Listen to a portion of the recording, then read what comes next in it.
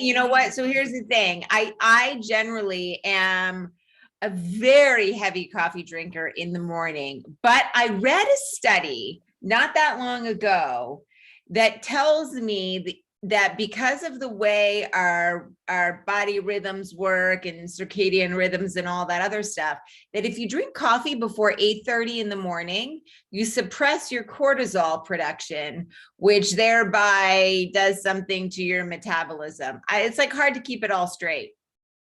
Well, you talk about your circadian rhythms. I'm an ex-Air Force guy working all kinds of crazy hours. And, it's particularly part of my life at that time after college was in England.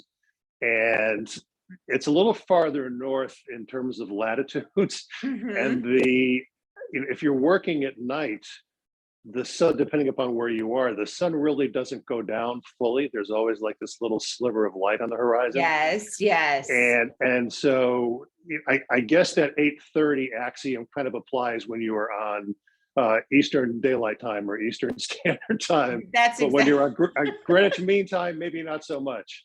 It doesn't work quite the same way. Yeah, no. But my husband is an ex-Air Force guy and currently is a pilot. So I am intimately familiar with the crazy schedules and all that other craziness that you have to deal with when you're flying across time zones, multiple of them on a daily basis almost. Let him know I stepped out of the cockpit once our daughter was born, these almost 22 years ago. Oh my. It just became, in a smaller private plane, it gets a little crowded in there, and no way were we going to put headphones on her, as a toddler. So yes, those days are over. So I want you to know that I put on my Kendall Roy suit here from Succession just for you. I don't know if you watched that on HBO. Well, I thought you looked pretty snazzy and dapper today. Well, the reason why I did that is because I get pulled into these Zoom calls all the time, and the participants invariably look like they're getting dressed for yoga. And I love yoga. Lululemon stock is up 14% year to date. But that's only because, you kind of think about that now, because I think it was Peloton that did a big gangster move after the Sex and the City HBO Max episode this past week, where the reboot, I don't want to. If anybody didn't see it, I don't want to give it away. I didn't see it, so don't tell me. But let's just say that it was, so much of what you do is based on innovation and creativity. Yeah. And I will say that despite the fact that Peloton stock fell 20% 24 hours after that episode aired, the way that they handled that as a brand was just a big gangster move. So it was, right? Oh, totally. I did. You know what? I've read some spoilers, so I know the event that you're talking about, or the particular circumstance that happened during that episode. But I'll keep my mouth shut and I won't spoil it for anybody else who may also be interested in watching but has not had a chance to do so yet.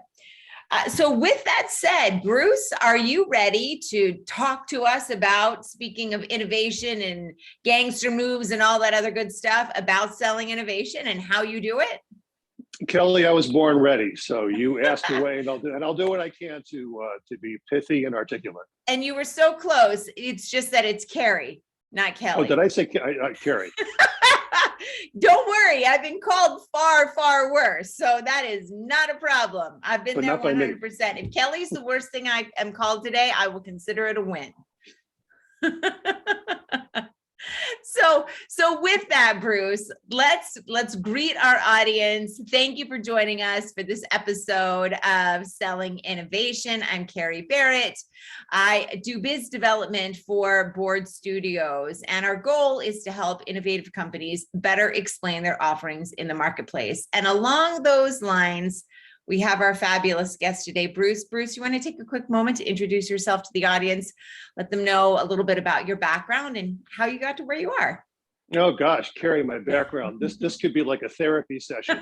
It started with a long walk on a Nantucket beach about 30 years ago. really, it starts with great parents, just very supportive, and did undergrad at Emerson, like your husband, Air Force veteran, Mhm. to follow that. Grad school in England, back in America, became a news producer, reporter, and anchor, and then decided I wanted to make a little bit more money and move to the business side of the business. The axiom is ABS, always be selling. Mhm. And over time, which is really kind of how one tends to grow one's net worth. Just to be able to become a little higher net worth investor. And we were talking before the podcast started about my wanting to spend more time with the tennis court. I became through the USPTA, and elite tennis coach. And through all of that, worked for some major companies in New York City. I was bi-coastal for a couple of years with a private equity engagement, and now really principal of my LLC, which is a diversified holding and consulting company now for over a decade. And that activity kind of ranges from media, real estate, tennis, and investing. Mhm. Tennis and investing. Look at that. You are But a mutually exclusive. you are you are a multifaceted jack of all trades, and I appreciate that about you. So do you want to go I was going ahead? to say that's the power of like multiple revenue streams. Mm-hmm. It is, right? I mean, that's really what it's all about, is growing in different ways and figuring out, how you can innovate in these different areas of your business. So do you want to talk a little bit about your business? What specifically they do? You do? Yeah, my day it's an interesting day, and I can honestly say that every day seems to be a little bit different, but it always starts with a lot of reading. Um, there's this axiom that says some people are born great, others achieve greatness, and others have greatness thrust upon them. In my case, I married up.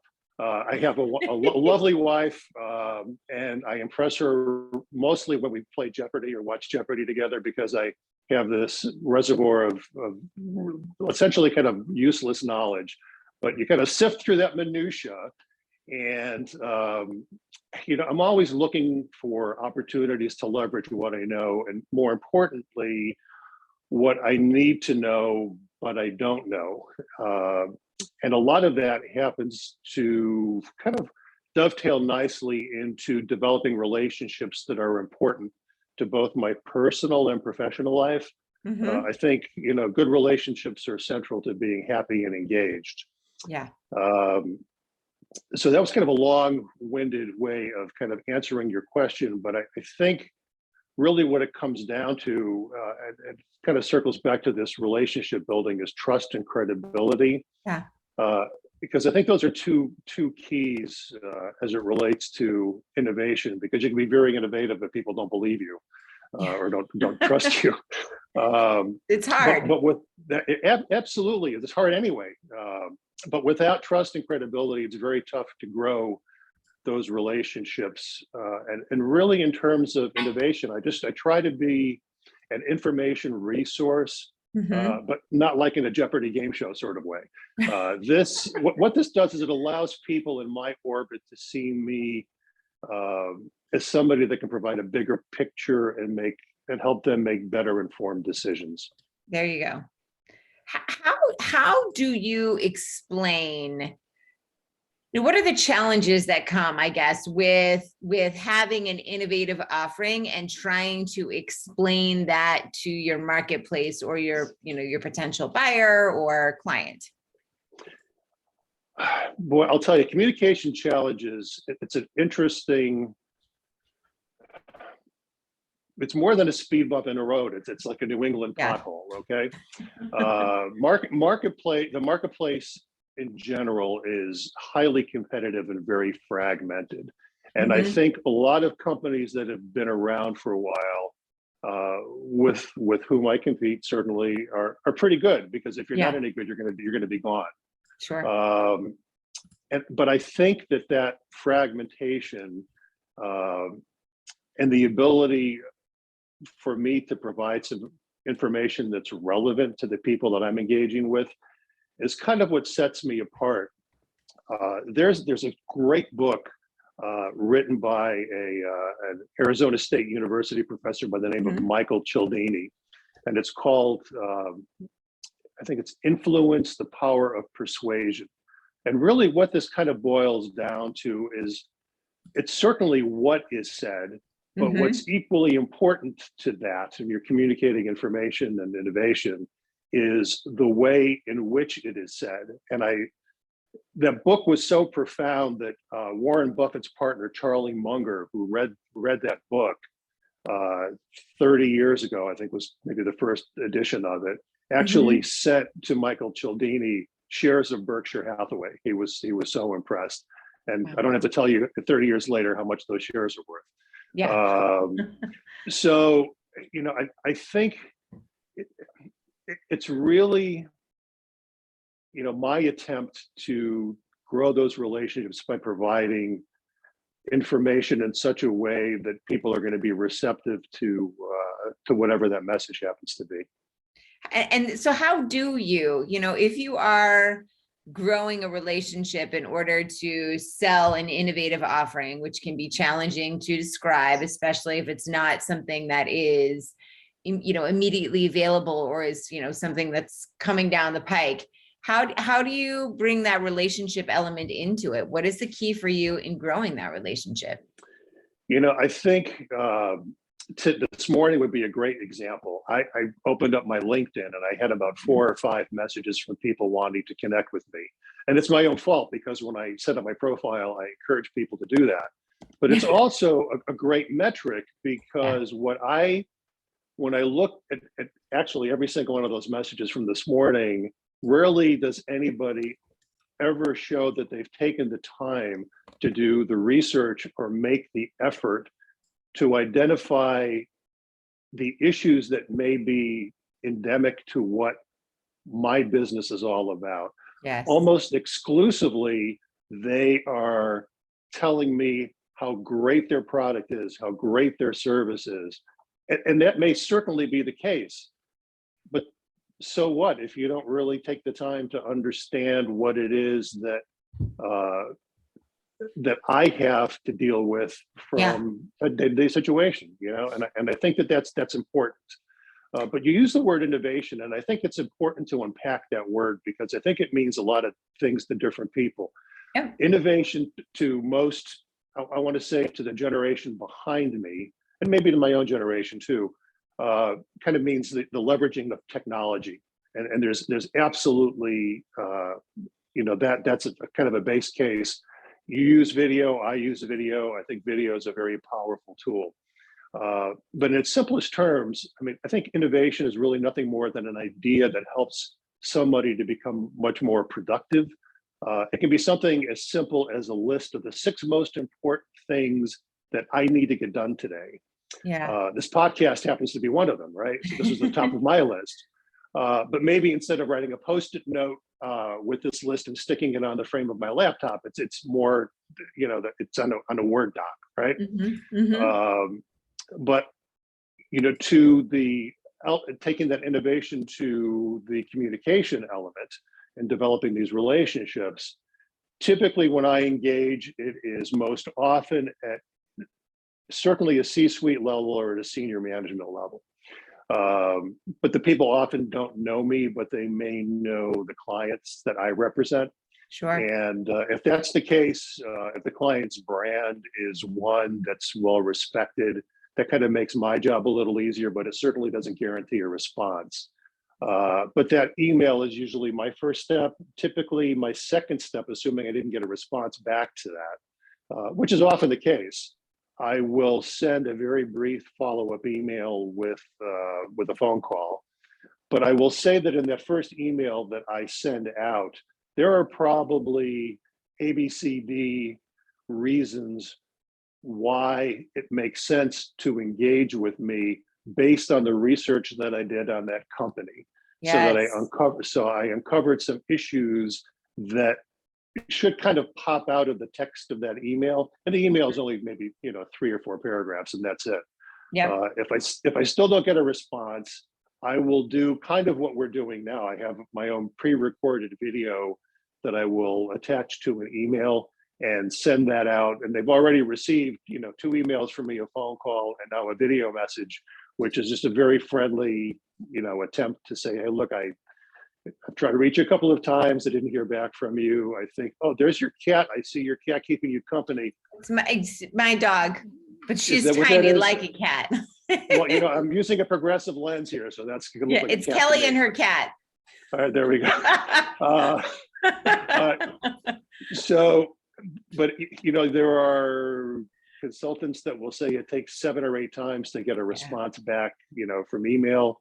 Maybe if that's all you're doing, that's the reason why. But if your email is not particularly well constructed, that might be the reason why it's taking 7 or 8 times, and you're going to end up being a pain in the ass to be able to get some sort of a response. Yeah. But I think you can kind of shorten that. But if after 3 times, in the rules of baseball, you get 3 swings, and if they're quality swings, sometimes you're going to hit, sometimes you're going to miss. That's all you can say. That's it. How do you? Are there any sort of, I guess, pain points that you have, and you've dialed into a few of them when it comes to growing the relationships that allow you to sell innovative offerings by cultivating that trust, and there certainly are challenges there. Are there other sort of, I don't know, pain points or challenges that you see regularly in terms of selling innovation that are outside of that communication realm and maybe are applicable to another area, things that you constantly are finding either potential buyers are struggling to understand or that innovative offerings are struggling to get across? Yeah, that's an interesting question, because this is a little bit of a yin yang. My younger cohorts often tend to be a little bit less experienced because they haven't, been in the game as long, if the game is the right way to characterize it. They are, compared to where I was at that age, they're younger, smarter, faster, more cultured and socially savvy than I was, when I was in that position. And I think generally speaking, as a cohort, there seems to be less of a willingness to kind of color outside the lines with critical thinking and problem solving skills. And this is kind of really the basis of my desire to introduce a little bit of a bigger picture into the decision-making process. It's too easy to take the easy way out. And I'm sure on these Zoom calls, that not necessarily ones like this, but ones where you have many people participating, everybody's talking over everybody else. And you see this in various news and public affairs programs on broadcast and cable TV. The way that I look at this is that we're blessed as Homo sapiens with 2 ears and 1 mouth, and they should be used in proportion. Because if you're talking, you're only repeating what you know. Just shut up and learn something. Wait, it's that simple? Are you telling me it's that simple? Try not to overthink things. Sometimes shut up and listen. Better. That's right. Yeah. It really goes back to that book that my kindergartner reads, which is everything that I ever needed to know in life I learned in kindergarten. Stop talking and open your ears. You'd have to get your kindergartner the book The Giving Tree by I have that book, but it makes me cry every time I read it. It's, what, when my kid was in 1st grade, I went into her classroom and read that book to the class. And I think people will say, well, Bruce, you do a lot of reading. What's your favorite book? I sort of default back to that because it's just so many wonderful life lessons in terms of kindness and appreciation and all of what that represents. I love it. A little different than Michael Cialdini's Power and Influence.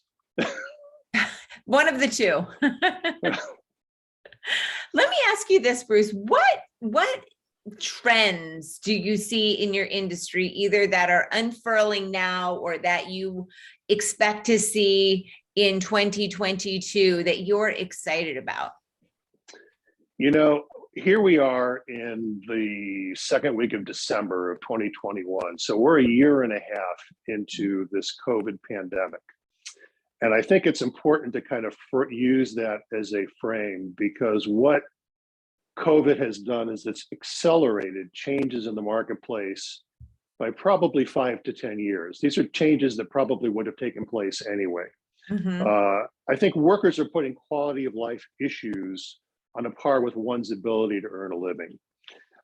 You know, a one-bedroom apartment in a city doesn't work when you have 2 kids and you have the opportunity to work from home and do, you know, a Zoom call or, you know, Teams or something.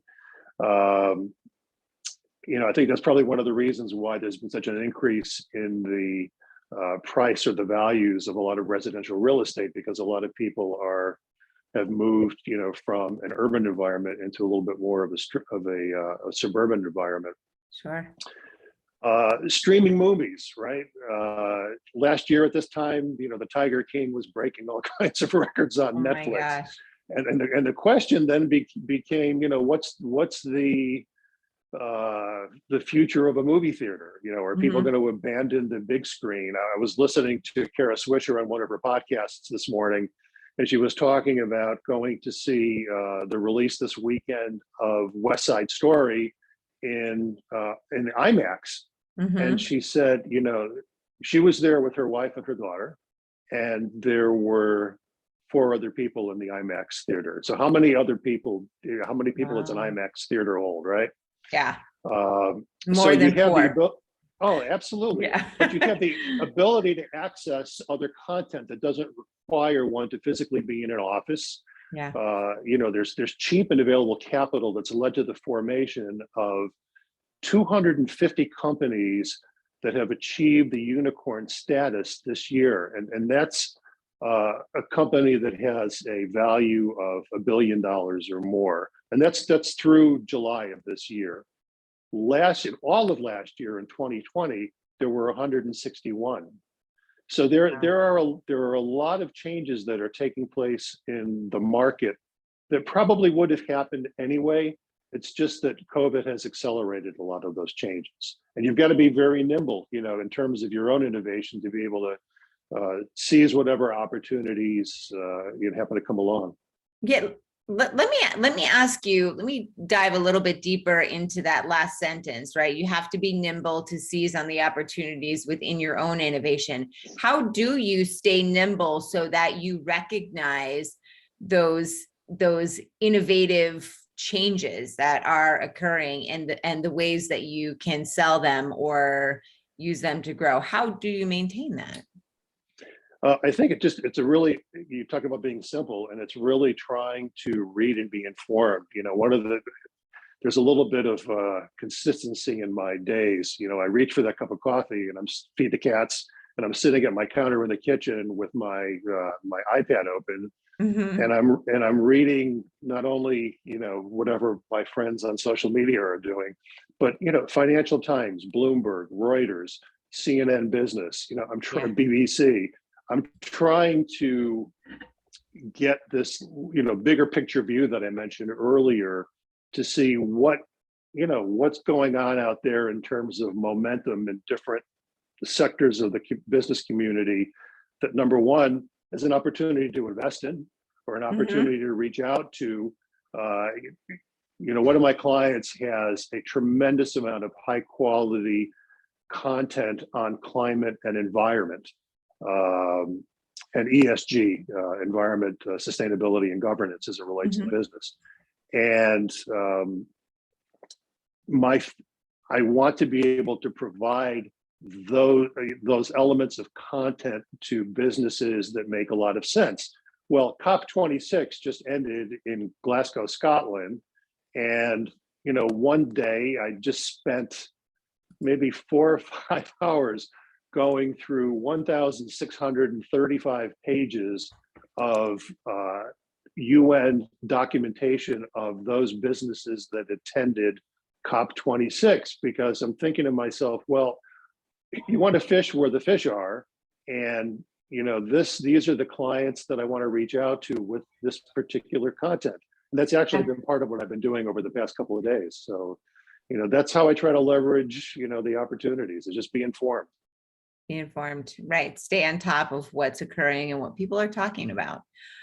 what is there anything, Bruce, that you want to make sure that the audience recognizes, that, you know, or understands that I haven't asked you about, or that we haven't touched on? Anything you think is important for people to walk away from that that we haven't covered? You know, I want to borrow, they say imitation is the most sincere form of flattery. And I want to borrow some saying from one of my former colleagues, who's now a professor at NYU. She and I both wrote 2 books. Hers was a little before mine. Mine was about tennis. Hers was her first novel. And the saying that she says is, whatever got you to where you are today is not enough to keep you there. And I think that that's actually very profound. You know, in the Old West, they said there'll always be a faster gun. And you know what, that's always true. There will always be somebody, you know, coming up behind you who's going to invent another way to do something a little bit better. And you know what, it's just try to learn more, you know, learn one new thing every day. You know what, that's such good advice. And I know we've heard things like that before, but it's easy to overlook them. But when you put it in the perspective that you have right now, as in it becomes a way to grow and maintain and stay nimble, it makes so much sense. I try to make sense. Yeah, because so much of life doesn't, right? I need somebody to make sense of everything that we're dealing with right now. So I appreciate you being that person right now. Bruce, if there are people who are interested in learning a little bit more about what you do, a little bit more about your business or your company, where should they reach out to you? Where should they find you? They can certainly find me on LinkedIn, and I do read everything, but I probably delete an equal amount of what I read in terms of people trying to reach out. So based on this conversation that we've had, if you're going to reach out to me and you have a unique value proposition, that's great. You need to have a unique value proposition. But how does what it is that you're trying to sell me, if you will, really relate to issues that I may be facing? Because that's to me, I'm going to bring it back down to, you know, the person that counts the most, which in the moment is me. Make it relevant to me. Yeah, that's exactly right. I feel like there's so many, you mentioned this at the top of the podcast, there's so many, hey, I have this to sell you, or hey, I have this thing for you, but not really saying, I've noticed, you know, I've done some research on your business and these are the things that, you know, many people are struggling with, or I see you posting about this, that, or the other thing. I may have a way to help you. You know, do you have a couple of minutes to hop on a phone call? Something along those lines. I'm obviously simplifying it quite a bit, but it's speaking to people from their perspective rather than your own, or from their pain points and a sense of understanding about what their challenges may be, rather than you trying to push a product or a service down somebody's throat. Well, you know, since both your husband and myself are Air Force veterans, I will make an analogy here, is that you're doing, you know, a crew chief's work with this podcast. And I hope that whoever listens to this or views it really takes away something that will, at least in some small measure, be helpful to them. And I so want to thank you for engaging with me. I appreciate it. Oh, Bruce, your message was not one of the ones that I deleted. I know. I am grateful for that. You know, I sometimes get in my own head about how I'm, you know, what I'm saying and how I'm speaking about what I do or how I can help people. And I'm glad to know that I got it right at least once. All right, there we go. That's right. A round of applause. Bruce, you were fantastic. Thank you so much for your time today. It was lovely to have you on the podcast. Totally pleasure. Lovely is good. Listen, have a good holiday season and a great new year. Likewise. Bye, Kerry. Don't call me Kelly. Okay. Bye, Bruce. Bye.